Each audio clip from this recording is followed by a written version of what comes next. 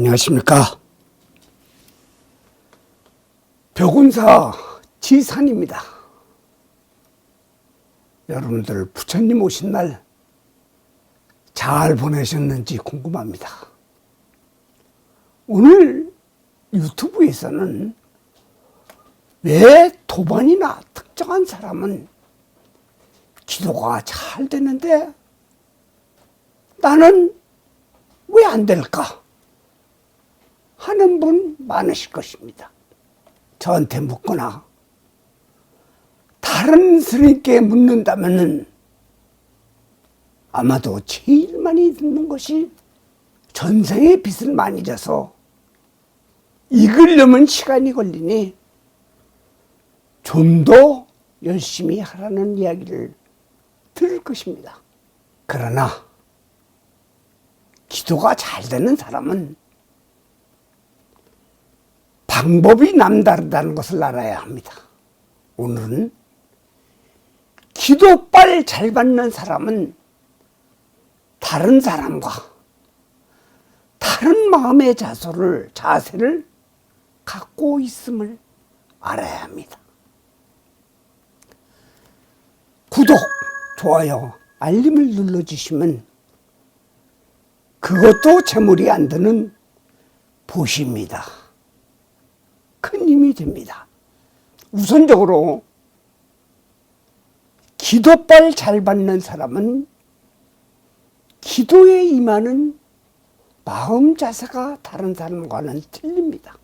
그 첫 번째는 혼신을 다해 기도하는 사유를 성취도록 매달리는 것보다 불보살님이나 신중산신 용왕 등의 대상에 대한 경외심이 앞섭니다. 두 번째는 모든 것이 자신의 탓이라는 원망 없는 마음을 갖고 합니다. 그러므로 기도에 열중하며 바람에 매달려 자신의 몸과 정신을 혹사시키는 오기는 버립니다. 세 번째는 기도의 인연이 닿는 것에 감사하는 마음을 일으켜야 하며, 기도는 기도하는 대상이 나에게 그 결과를 주는 것이지 내가 나의 노력과 정성을 평가해서는 갚이를 주는 것이 아닙니다. 서로 기도가 안 이루어져도 최선을 다했으며 다시 시작할 것을 다짐하고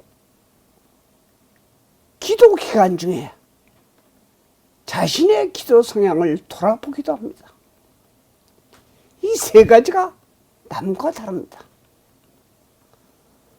누구나 이것을 쉽게 생각하지만 정말 어려운 것입니다. 끝으로 또 한 가지가 있습니다. 목적이 있거나 당면 문제 해결을 위한 기도하는 분들은 기도 기간을 정하고 합니다. 21일 기도, 100일 기도. 그래서 회양을 하게 되면 다시금 시작합니다. 기도하기 전에 목욕, 양치는 기본이고 누구에게도 방해받지 않는 장소를 택해야 하며, 가급적 집이라면 문을 잠그고 하십시오. 또한 핸드폰 받기, 카톡 답하기, 남이 부르거나 하는 용무도 모든 것을 끊고 합니다. 당연히 육식, 부부 관계는 피합니다. 이것이 다른 사람과는 다른 점입니다. 지금 기도에 매달려야 할 처지에 있는 분들은 이 사람과 같이 하십시오. 그 사람만이 갖고 있는 비책이 아니라 누구나 행하면 되는 방법입니다. 일반적으로 많이 묻는 성공하는 기도법에 대해서 말씀드리겠습니다. 기도의 간절함은 기도하는 사람이라면 누구나 마찬가지일 것입니다. 많이 묻는 것 중에 하나인 기도하는 시각, 장소, 어느 정도의 시간을 할애해야 하는지 기도 목적에 따라 다 다릅니다. 그 목적의 의도가 나쁜 것, 예를 들어서 이 기도가 이루어지면 또 다른 이에게 피해를 주지 않는지, 너무 이기적인 발언이 아닌지를 생각해야 됩니다. 이럴 때는 목적을 수정해야 합니다. 또한 기도에 앞서 참여의 기도가 우선시 되고 있는지, 또 기도가 일상생활에 어느 것보다 우선시 되고 있는지를 되돌아보아야 합니다. 여기에 대한 답을 먼저 하겠습니다. 간절함은 매우 주관적입니다. 자신은 간절하게 했다지만 자기에게 스스로 묻는다면 만족한 답은 없을 것입니다. 절대로 자기에게 유리한 합리성을 앞세우지 말고 해야 합니다. 다음은 매일 같은 시간에 하느냐, 또 같은 장소에 해야 하느냐, 기도 시간은 얼마나 해야 하느냐에 다른 답입니다. 기도의 종류에 따라 다릅니다.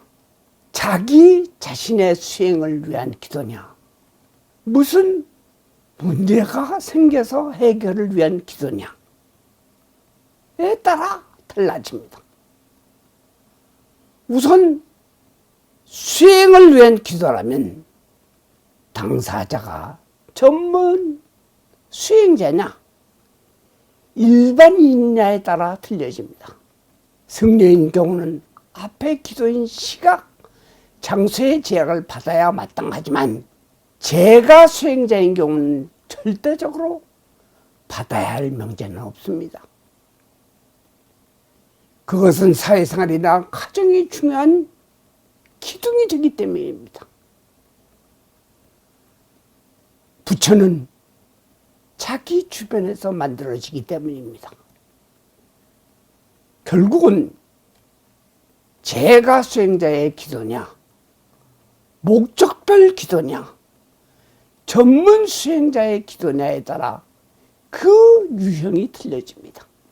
항상 기도빨을 잘 받는 사람은 전반적으로 겸손합니다.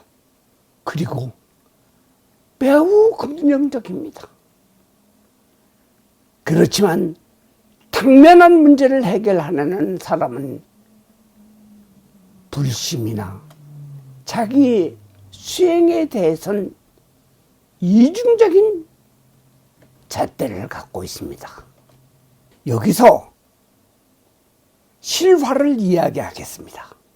1999년도에 우리 포교당에 가끔 오시는 60대 중반의 명주행이라는 보살이 있었습니다.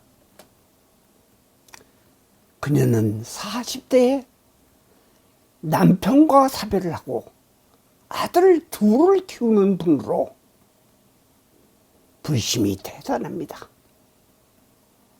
원래는 부산 보모사를 다니던 보살인데 갑자기 큰아들이 서울 본사로 근무하게 되어 따라오게 되었고, 둘째는 미국에 유학 중입니다. 어려운 일이 있을 때마다 오로지 기장기도에 의지하며 신앙생활을 하던 분으로 항상 묘하게 어려운 일을 잘 피해갔습니다. 저희 포교당에서 걸어서 20분 거리에 살고 있으므로 법회는 거르지 않고 동참하는 편입니다. 원칙에서 벗어나는 행동을 싫어하는 분으로 모범적인 불자입니다. 그런데 문제가 생겼습니다. 큰아들이 버스를 타고 퇴근하던 중 버스 안에서 소매치기 범인으로 몰려 경찰서에 잡혀갔다는 것입니다. 일당들은 다 도망가고 범인으로 지목되어 잡혀갔습니다. 버스 안의 승객들이 증인으로 나타나므로 억울함을 하소연해도 꼼짝없이 당할 처지에 놓여 있는 것입니다. 게다가 고등학교를 졸업하고 부산 광복동에서 싸움을 해서 폭력 전과까지 있어 난감한 처지가 되었습니다. 보살은 포교당을 찾아와 다음 날부터 20일간 낮 12시부터 3시까지 법당을 비워달라고 하면서 기도를 해야 되겠다는 것입니다. 기도 중간엔 소나기가 억수로 쏟아져 옷을 다 버려도 한시의 착오도 없이 시장 기도를 한 것입니다. 저는 아예 포교당 열쇠를 주었습니다. 제가 사적인 전화를 받아도 기도에 방해가 되기 때문에 아예 저를 비워주었습니다.